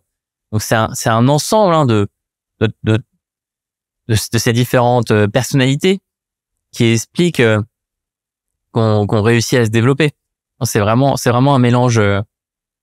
C'est un mélange, c'est cette hétérogénéité qui est super importante. Okay. Mais c'est cette confiance aussi. Là, je trouve que vraiment depuis 6 mois, il y a à différents endroits de la boîte une vraie confiance qui s'est installée. Je l'ai vu lors de notre séminaire d'entreprise. On a emmené tout le monde à la montagne, c'était génial. On a fait la fête, tu vois, pendant 2 jours. Ça, c'est incroyable. Quand tu vois ça, je me sens très chanceux, tu vois, d'être dans une entreprise comme celle-là. J'ai l'impression qu'il y a une grosse partie culture de votre côté. La culture est très forte. Comment tu l'as définie aujourd'hui? Comment t'as fait? C'est quoi pour toi les piliers d'une culture forte? Alors déjà, j'en suis pas responsable. Okay. Ouais, vraiment. Pas responsable, mais t'as quand même un impact négligeable, non? Non. Et plusieurs personnes m'ont posé la question depuis notre séminaire parce qu'ils ont vu les photos qu'on a partagées où on est tous en boîte à moitié, plein de gens torse nu, comme des fous, quoi. On adore faire la fête chez Live Mentor. On adore ça. Puis c'est un peu original comme séminaire d'entreprise de pas parler du budget, de pas parler plan, de faire un atelier de sophrologie, de faire un atelier de pratique corporelle, bref, d'utiliser des jeux de cartes comme ceux de School of Life, le jeu des émotions de School of Life. La culture, je pense qu'elle vient. Alors là où j'ai joué un rôle, entre autres, c'est sur les valeurs de l'entreprise et sur les formes d'entrepreneuriat qu'on défend, sur le fait d'essayer de partager au maximum ces valeurs aux personnes qui nous rejoignent, sur le fait d'avoir une marque forte, ce qui fait que les gens qui rejoignent l'équipe connaissent ta marque souvent, ont lu les livres, ont lu le magazine, sont abonnés à la newsletter et donc sont déjà dans les mêmes réflexions que nous. Et puis après, là par exemple, j'ai décidé d'organiser un événement par mois dans nos bureaux de Aix en toute l'année 2023 avec des entrepreneurs qui viennent pour raconter leur parcours et comme ça, tu permets à toutes les personnes de l'équipe d'être au contact direct de la valeur créée. Ça, c'est un modèle mental, être direct de la valeur créée, être au contact direct de la valeur créée. C'est un modèle mental que j'ai pris à Régis Medina, qui est un coach lean, qui a publié un super bouquin, qui s'appelle Learning to Scale et qui m'avait accompagné pendant quelques semaines, quelques mois, je sais plus, il y a quelques années. Il m'avait dit, il faut que, au maximum, les gens de ton entreprise, ils soient au contact direct de la valeur créée. Pour nous, c'est voir des entrepreneurs qui sont passés par nos formations et leur parler, échanger, poser des questions, etc. Et après, par contre, sur la culture, qu'est-ce qui a fait la culture Live Mentor? Ben, c'est des gens, c'est des personnes comme celles que je mentionne depuis le début de ce podcast et d'autres qui sont là depuis longtemps et ont organisé des moments de vie collectifs, ont accueilli les nouveaux, ont été bienveillants, ont créé à leur niveau des environnements de travail qui aident les autres personnes à côté. Voilà, c'est la culture, elle vient vraiment de ces personnes plus que de moi. En fait, c'est vraiment créer cette égrégore là qui permet à tout le monde d'évoluer. Ouais, tu vois, par exemple, c'est notre arbre à problème. Nous, on a une plante comme la tienne à côté de Mehdi, le directeur financier. Et à un moment, il y avait tellement de problèmes dans la boîte qu'on mettait des post-it, problème 1, problème 2, autour sur les feuilles. Et on disait, il y a un maximum, il faut qu'il y en ait 5. Et donc, on enlevait, tu vois, de la plante. C'est bon, ça. Ouais, c'est pas mal. Mais ce que j'aime bien, c'est qu'il y a beaucoup, alors, c'est peut-être ta lecture, c'est peut-être vraiment comme ça, mais j'ai un ressenti qui m'est plutôt agréable, qui est que il y a beaucoup, je ressens beaucoup d'intuition avec la façon dont les choses se font chez Live Mentor. Votre culture, elle est très intuitive. Vous avez pas à coller de méthodologie, de système particulier sur. Non, mais vous ça, n'avez pas posé la question de clair. comment faire une bonne culture. Non, la culture se fait. C'est très Anaïs, ça. Ça, c'est très Anaïs. Anaïs Anaïs Freto, dans quel sens? Ouais, mais dans quel sens Bah, c'est elle qui est moteur de ce que tu viens de décrire. C'est très juste. De cette intuition-là? Exactement. Okay. Là, par exemple, en ce moment, elle me racontait que donc elle est basée dans le sud, donc elle est prête avec parce qu'on a des bureaux à Aix et pour aménager les nouveaux bureaux, en fait, au lieu de prendre une société spécialisée, Anaïs, elle arrive, elle dit bon bah qui veut s'en occuper, et elle prend 3-4 personnes qui ont envie de faire ça avec elle, et elle donne un budget, et puis on y va sans méthodologie ou quoi que ce soit, on va juste écouter les gens, savoir ce qu'ils veulent, se poser 2-3 questions, et puis y aller. Et ça je pense que c'est effectivement quelque chose que je trouve fort, et je pense que ça nous aide d'avoir 3 bureaux, Paris, Aix-en-Provence, Vannes. Je pense que si on est tous dans la même tour toute la journée, dans le même immeuble, même dans une très grande maison, je pense que ça serait plus compliqué. Il y a une question que je pose régulièrement que je pose à chaque épisode. Ça a été quoi? Alors, le truc, c'est qu'elle est un peu complexe dans ton cas parce qu'il y a eu plusieurs phases chez Live Mentor. Mais on va parler de la phase post 2016 quand vous avez fait votre. Je sais pas si tu le définis comme un pivot d'ailleurs. Vous avez pivoté. C'était quoi les 6 premiers mois? Qu'est-ce que tu as fait pendant les 6 premiers mois pour trouver tes premiers clients?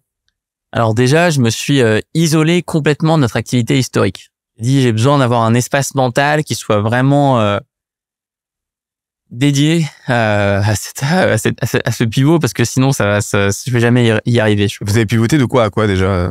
On était une plateforme de mise en relation pour des cours particuliers de soutien scolaire, principalement en mathématiques, en physique et en anglais.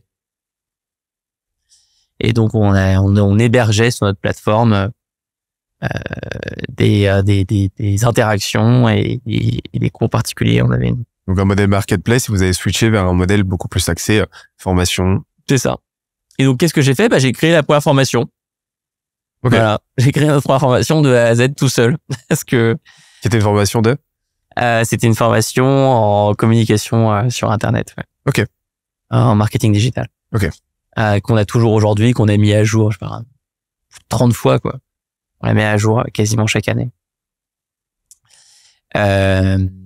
Et alors, pourquoi je te parle de ça? Oui, parce que ta question, c'était qu'est-ce que j'ai fait durant les 6 premiers mois. Donc, j'ai créé cette formation, j'ai créé la newsletter de Live Mentor. J'ai commencé à donner des conférences en ligne. J'étais au four au moulin, quoi. Durant ces 6 premiers mois, je faisais beaucoup de choses. Vraiment pour axer, donner de la visibilité à votre pivot. Ouais. En même temps, créer le produit. Ouais. Et le produit. Et je le délivrais. Et le délivrer. Parce que tu faisais tout. Le délivrer, parce que c'était une formation en présence, c'était une formation en ligne avec de l'accompagnement. Je faisais l'accompagnement. Ok. D'accord. Et comment t'as trouvé les premiers clients?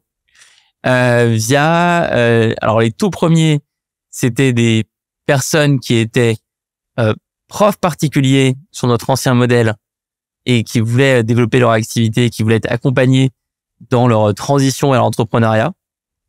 Et puis ensuite, des conférences en ligne, faire beaucoup de conférences en ligne gratuites, la newsletter, qui était un sujet très important. Et puis ensuite, il y a eu plein d'évolutions sur. Donc, tu avais déjà ce qu'aujourd'hui on appelle une audience. Tu avais déjà une liste email que tu avais développée par le passé. Tu as lancé quelques années préalables. Et donc, en fait, tu as pu annoncer ce pivot-là. Ouais. Donc, ça t'a fait déjà une audience cœur qui a pu constituer ta première base client, quoi. Oui. Oh, oui. Ok. Et après, depuis ce moment-là, dans l'approche paquebot, on a toujours voulu diversifier la communication, ne jamais être dépendant d'un pilier. Ça a été un sujet très important depuis 2016 chez Live Mentor. Et alors justement, ce paquebot, comment est-ce qu'il continue d'avancer? Comment vous faites de la croissance? Alors comment est-ce qu'on se développe ou comment est-ce qu'on se fait connaître? Deux questions différentes. Les deux sont, il y a une porosité entre les deux, mais comment? Alors comment le développement, il y a des petites différences. C'est que le développement, bien sûr. Le développement, c'est à la fois plus d'élèves sur nos formations existantes, ou plus d'abonnés au magazine, plus de lecteurs sur les livres, et le lancement de nouveaux projets. Donc, par exemple, l'an dernier, c'était le Mastermind, un programme d'accompagnement pour des entreprises déjà rentables, des marchés publics, avec certaines régions ou avec l'Union européenne. Là, c'est un très gros projet sur lequel je communiquerai, je pense, bientôt, qu'on va lancer en 2023. Et donc ça, c'est sur le développement et sur la communication. Alors, il y a plein d'étapes. C'est-à-dire que déjà, nous, il y a maintenant un seuil critique où la marque est suffisamment forte pour que ce soit un réflexe, qu'il y ait un bouche à oreille, comme il y a eu 20 000 personnes qui sont formées chez Live Mentor, que tu as plus de, je sais pas, j'ai pas compté sur toutes les plateformes entre Google, Trustpilot, etc., mais plusieurs milliers d'avis sur Internet. T'as atteint un seuil critique où ta marque est connue, 35 000 lecteurs du premier livre, la méthode Live Mentor, 5 000 sur le deuxième livre, Entreprendre et surtout être heureux. Donc c'est d'abord ça. Tu vois, si aujourd'hui compte, c'est notre marque, cette notoriété, ce bouche à oreille, cette partie organique. On met souvent tout ça derrière le terme organique, qui est un peu un fourre-tout. Mais c'est quelque chose d'essentiel. Et puis ensuite, alors il y a ce que moi j'appelle, je différencie un petit peu les partenariats, donc tous les chaînes YouTube dans lesquelles je passe, les podcasts, les endroits où on parle de nous, les conférences en ligne qu'on va animer avec d'autres acteurs de l'écosystème des entrepreneurs. On va faire des conférences en ligne avec Pôle emploi, on va faire des conférences en ligne avec des services spécialisés sur les freelances, des services spécialisés sur les thérapeutes, des services spécialisés sur les artisans. La newsletter toujours. Et puis une fois qu'on a dit tout ça, il y a ensuite notre blog, il y a ensuite le référencement naturel sur Google, le référencement payant sur Google, il y a ensuite des campagnes de communication sur Facebook ou Instagram, il y a des sites qui référencent des organismes de formation et sur lesquels on est présent. Voilà, je pense le grand univers de la communication en ligne qui est très large. Le parrainage, on a mis en place un système de parrainage. De l'ADS aussi? Ouais. Ok. Et donc en fait c'est vraiment t'as opté au même titre que t'as opté pour un univers Live Mentor rhétorique avec différents pôles, différents produits, etc. Au même titre que le modèle Disney. Oui. En fait, vous avez un modèle de distribution qui est un petit peu similaire. Oui, parce que la dépendance à un canal d'acquisition, c'est ce qui est tué énormément d'entreprises. Des entreprises qui parfois atteignent 1 million, 2 millions d'euros de chiffre d'affaires et qui en fait dépendent à 90% d'un canal d'acquisition comme Google ou comme Facebook ou Instagram. Ça c'est terrible. C'est terrible et moi ça a tué certaines de mes entreprises dans le passé. Et donc c'est une obsession chez Live Mentor de cette résilience, quoi. Ouais. C'est souvent ce que j'explique, c'est, pour moi, le golden ratio, le chiffre clé pour avoir une acquisition, une distribution bien homogène, bien solide, bien résiliente, c'est un tiers inbound, Donc tu vas chercher avec ton contenu organique, etc. Un tiers bouche à oreille et un tiers outbound, un tiers prospection, etc. Ça s'applique à la majorité des boîtes. Il y a des boîtes qui, une boîte B2C par exemple, c'est un petit peu compliqué d'aller chercher en outbound, mais quand tu réussis à l'atteindre, en fait c'est représentatif de toute la santé de ta boîte, tout l'état de santé de ta boîte, parce que c'est représentatif du fait que si t'as du bouche à oreille, c'est que ton produit est bon, les gens en parlent, reçoivent la valeur, la comprennent, et donc c'est représentatif de ça. L'inbound, ça montre que t'es capable de trouver tes audiences de façon organique, de t'adresser à elles, que t'as une brand force, un bon positionnement qui est lisible, parce que les gens se disent, non seulement je les trouve, mais en plus de ça, ça m'intéresse, je comprends ce qu'ils peuvent m'apporter, donc je les contacte. Et niveau prospection, c'est représentatif du fait que tu sais parfaitement à qui tu t'adresses et que tu es capable d'aller chercher tes propres clients. Ouais. Et donc je suis complètement d'accord avec toi sur le fait qu'il faut absolument travailler cette résilience et le plus vite possible s'émanciper. Dans un premier temps, se concentrer sur un canal, ça peut être une bonne chose, mais très très vite commencer à diversifier et travailler justement sur cette homogénéité. Il suffit d'avoir un canal de chaque qui fonctionne et c'est bon, t'es résilient, quoi. Ouais.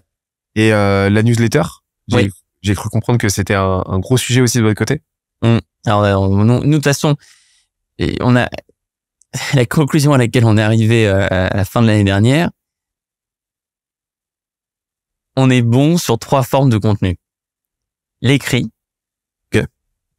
C'est écrire. On aime écrire. On a plein de gens dans la boîte qui adorent ça. On peut écrire bien en newsletter, écrire en livre, écrire en magazine, écrire des articles de blog aussi. On aime l'écrit. On aime les conférences en ligne. On a plein de personnes dans l'entreprise qui adorent animer des conférences en ligne. En direct, les gens peuvent poser leurs questions, on répond, on échange. C'est un moment qui nous correspond bien. Et on sait compter des choses dans des podcasts. C'est différent que d'animer notre propre podcast. Et donc après avoir testé plein d'autres choses, on s'est dit mais en fait restons sur ça, sur nos 3 forces aujourd'hui. On a ces 3 forces-là.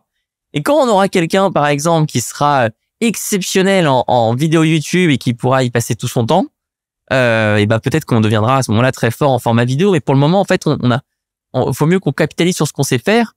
Et par contre, on peut faire des partenariats avec des gens qui, eux, savent très bien créer des contenus sur des formes que nous, on ne maîtrise pas, mais que eux maîtrisent très bien. J'aimerais bien qu'on parle un peu de l'écriture, justement. Ouais, avec plaisir. LIS. On dit très souvent que on parle très souvent d'effet de levier. Et je trouve ça très sympa que les gens commencent à parler d'effet de levier en France. Ouais. Et commencent à s'approprier ce modèle mental et ce grand principe.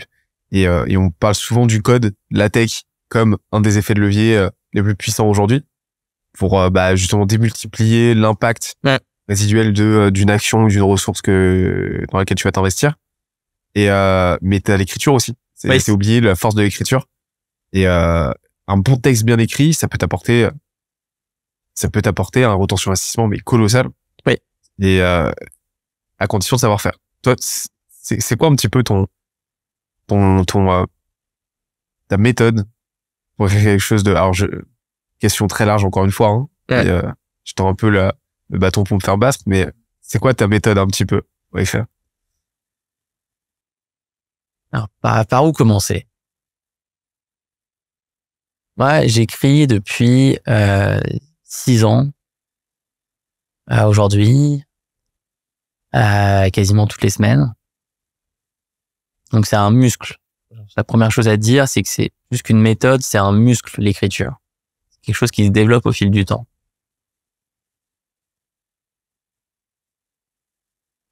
Comme je l'ai dit sur la créativité, pour progresser en écriture, s'entourer de personnes qui aiment ça, qui adorent ça, qui le font depuis longtemps, aller prendre des super inspirations, ça me semble essentiel. Moi, j'ai découvert la magie de l'écriture via les biographies de Stéphane Zweig, sur Fouché, sur Magellan, sur Marie-Antoinette. Et complètement captivé, en fait. T'as l'impression d'être dans l'histoire, d'être transporté, quoi, littéralement.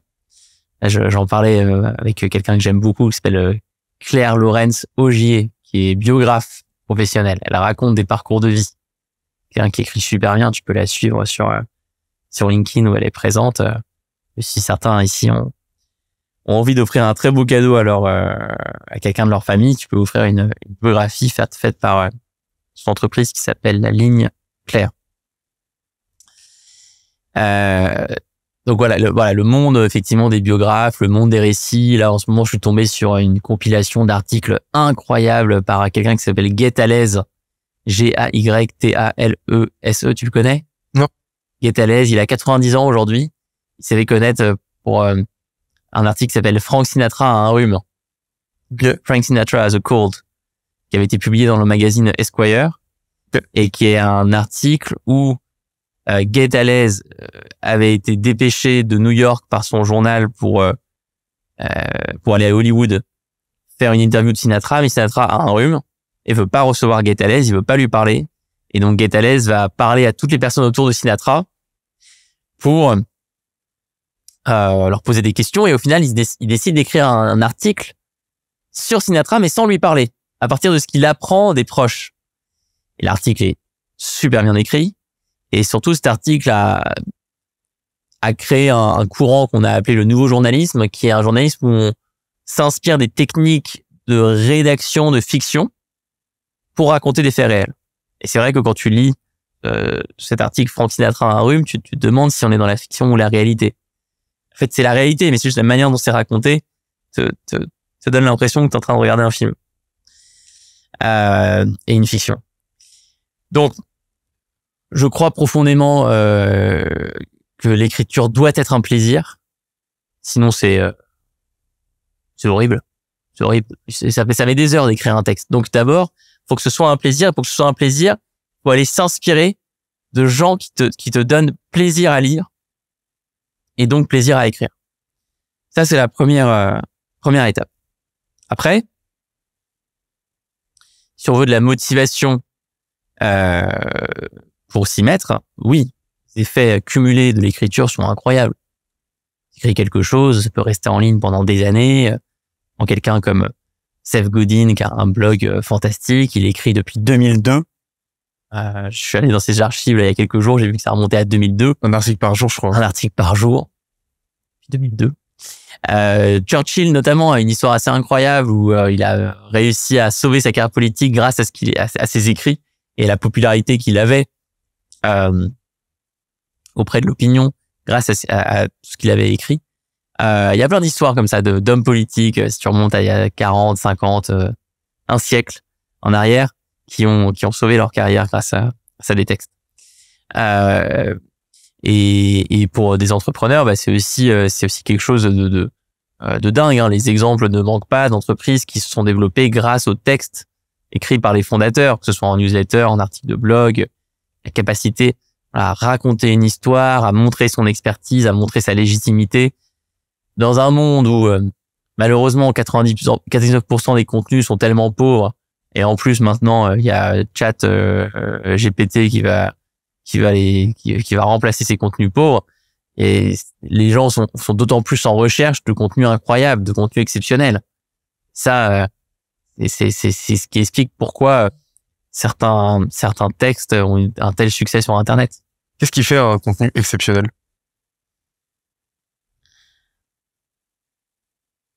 C'est une bonne question. Il y avait un bel article de Rand Fishkin, fondateur de Moz. SparkToro. Et aujourd'hui fondateur de SparkToro, effectivement.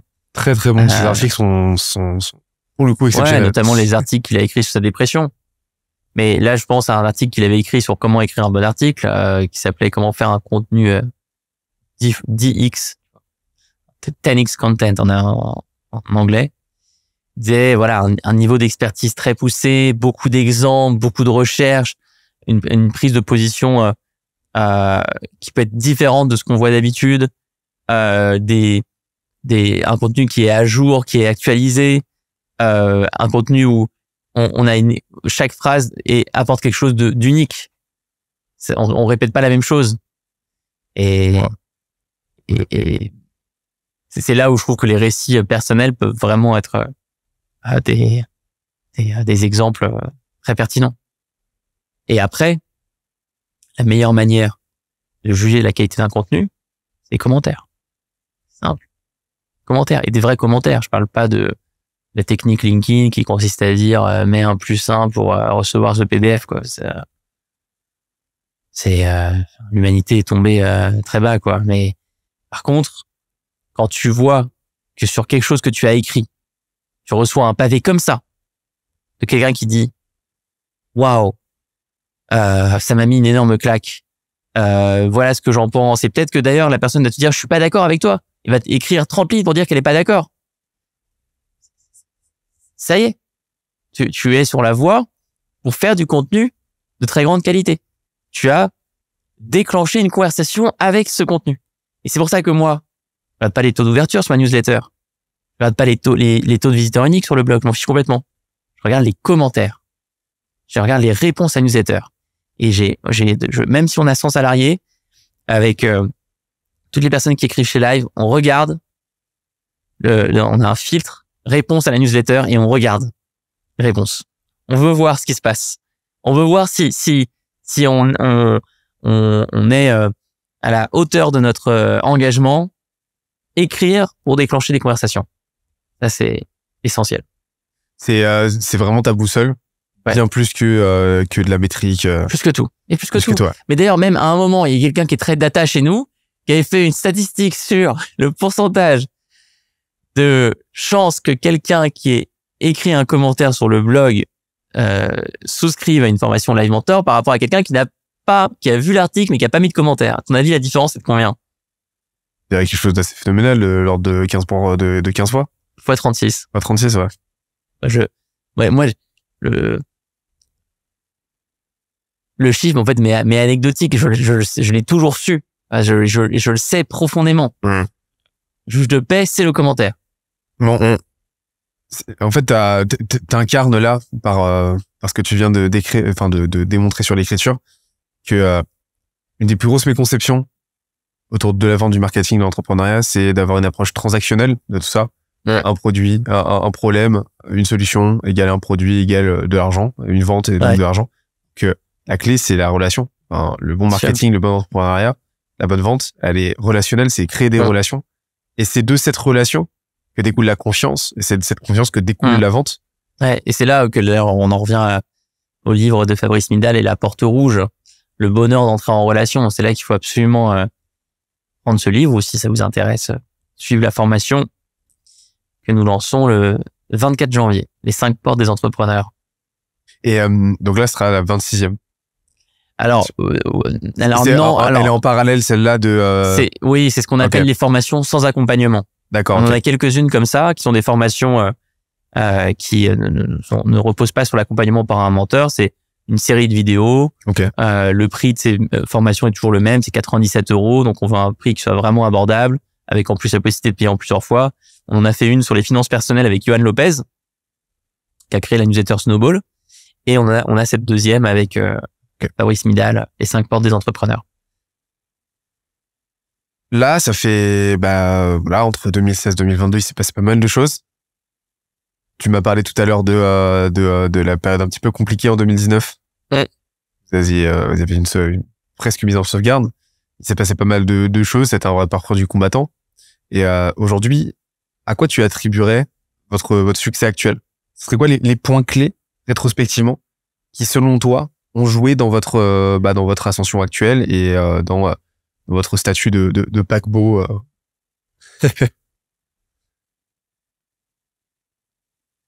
Quand on a commencé en 2016 à faire des formations,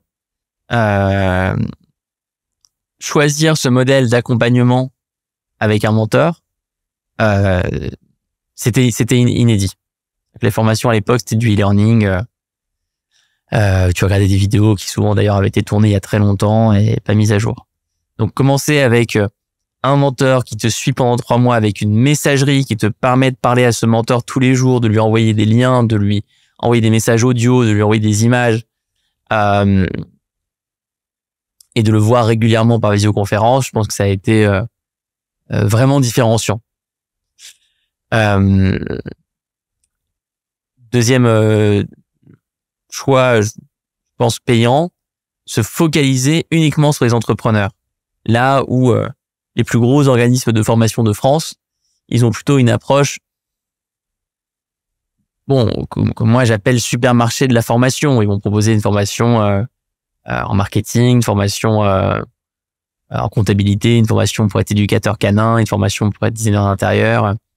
Et nous, on s'est dit plutôt, non, il faut qu'on gagne la confiance d'un public spécifique, les créateurs, les créatrices d'entreprises, les indépendants, les thérapeutes à leur compte, les artistes à leur compte, les freelances à leur compte, ou ceux qui vont le devenir. Et donc, on va tout construire pour ces personnes-là. Et après, le troisième sujet, on a parlé déjà, c'est l'équipe. C'est la culture, d'avoir la chance de tomber sur des bonnes personnes, des personnes qui voient les choses différemment et qui se passionnent pour la mission de la boîte et donc réussissent à faire en peu de temps des choses qui font la différence. Déjà, une offre, premièrement, ce serait une offre différenciante. Enfin, en tout cas, un déroulement pédagogique différent. Ouais. Donc, premier point où vous avez vraiment accès, vous avez pris le parti, en fait, là où la vocation de la formation en ligne, c'est une scalabilité totale, etc. Ah bah non, on n'a pas de scalabilité totale. Ouais, c'est ça. On cherche pas à l'avoir. Mais ça a été un pari gagnant. C'est-à-dire qu'en gros, vous avez utilisé ce que j'appelle... Moi, ça me fait pas rêver de faire une entreprise comme Masterclass. Ouais. Je m'ennuierais. Bah, donc, sûrement que, effectivement, leurs formats vidéo peuvent toucher des gens partout dans le monde, etc. Mais c'est pas de la formation, c'est du divertissement. Ouais. Mais les chiffres sont éloquents d'ailleurs. On parlait de la data tout à l'heure, mais j'avais vu passer que les chiffres de la formation en ligne en termes de complétion sur masterclass.com, c'est catastrophique. Ouais, c'est de l'ordre de en moyenne, c'est de l'ordre de 6 à 12%. Nous, on a 97. Mais ça, c'est quelque chose qu'on observe systématiquement. Systématiquement, c'est qu'à partir du moment où tu rajoutes de l'accompagnement. Pourquoi? Parce que la connaissance, il y a une différence entre information, connaissance et expertise. De la connaissance, c'est de l'information avec du contexte. Oui. L'information, c'est juste de la donnée. Oui. Et de l'expertise ou de l'expérience, c'est de l'information plus du contexte, donc la connaissance plus du passage à l'action. Et le passage à l'action, c'est qu'il y a quelque chose de très psychologique là-dedans. Ouais. Quelque chose de très psychologique, quelque chose de très émotionnel. Et il faut quelqu'un pour nous débloquer. Et donc le fait d'avoir quelqu'un qui t'aide justement à te débloquer, qui t'aide à te passer à l'action, c'est pas pour rien que sur les passerelles les passerelles de soie élastiques, il y a quelqu'un qui te pousse, qui te pousse figurativement, quelqu'un qui t'accompagne en fait. Parce que si t'étais tout seul, personne ne sauterait. C'est sûr et certain. Donc vous en fait, vous jouez ce rôle-là avec vos mentors. En fait, vous jouez ce rôle-là d'accompagnant vers le passage à l'action, vers le saut de l'ange en fait. De montrer le chemin, ouais. Exactement. Et ça fait toute la différence. Et donc vous avez fait ce choix-là, de vous passer d'une scalabilité hypothétique au profit de vrais résultats, et donc au profit derrière d'une croissance concrète, pratique, viable quoi. Ouais. Et ça c'est quelque chose, tu vois, ça c'est quelque chose que beaucoup de boîtes ont tendance à oublier, beaucoup d'entrepreneurs ont tendance à oublier. C'est ce chant des sirènes là de la scalabilité absolue, de je vais pas me faire chier avec ces sacro-saints de passivité qui n'existent pas, tu vois. Et en fait, le truc, c'est qu'encore une fois, c'est limite une anomalie d'y parvenir. C'est là où on peut pas dissocier l'entrepreneuriat d'un cheminement spirituel. Parce que derrière la recherche de passivité, la recherche de scalabilité, il y a une interrogation sur le sens que l'entreprise a pour l'entrepreneur. Est-ce que ça le passionne vraiment? S'il veut consacrer le moins de temps possible. Moi, ce qui s'est passé chez Live Mentor depuis plusieurs années, le développement de l'entreprise, m'amène aujourd'hui dans une position où je reçois beaucoup de contacts. La dernière fois, j'ai fait le calcul parce que un proche me demandait, je reçois 5 demandes de rendez-vous par jour. En moyenne depuis 6 mois. C'est les podcasts, c'est les livres, c'est tout ça. Du coup, j'écoute moi ce que disent les gens qui me contactent. Et parfois, c'est des personnes qui ont une réussite financière énorme, une réussite économique énorme. Tristesse pourtant très forte. Et je comprends pas. L'entreprise me rapporte 30 000 euros de chiffre d'affaires par mois, sans que je fasse rien, mais j'ai envie, j'ai peur de manquer, etc. Donc là, ce que Live Mentor essaye d'amener dans le discours depuis 2016, mais encore plus depuis un an et demi, encore plus avec ces épisodes que je fais pour l'excellent podcast Graines de Métamorphose, c'est la question suivante: comment faire de l'entrepreneuriat un chemin vers soi, un chemin vers ce qui nous passionne vraiment, ce qui nous anime, où on voit pas le temps passer, de sorte à ce que l'objectif en fait n'est plus du tout de scaler à tout prix. L'entreprise et le modèle mental est complètement différent. C'était quoi tes gros apprentissages de 2022? Alors sur 2022, j'ai passé énormément de temps sur des outils comme les intelligences multiples, comme la dépolarisation dont je pourrais parler dans un instant, comme les 5 portes de Fabrice Midal, comme de la documentation plus que des outils sur l'autisme Asperger, ou de la documentation sur l'hyperactivité. En fait, j'ai passé vraiment beaucoup de temps en 2022 à mieux comprendre la psychologie des personnes qui m'entourent et ma psychologie à moi.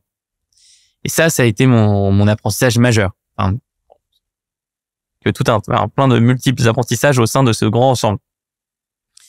Et au fond, la leçon, c'est j'aurais dû le faire plus tôt.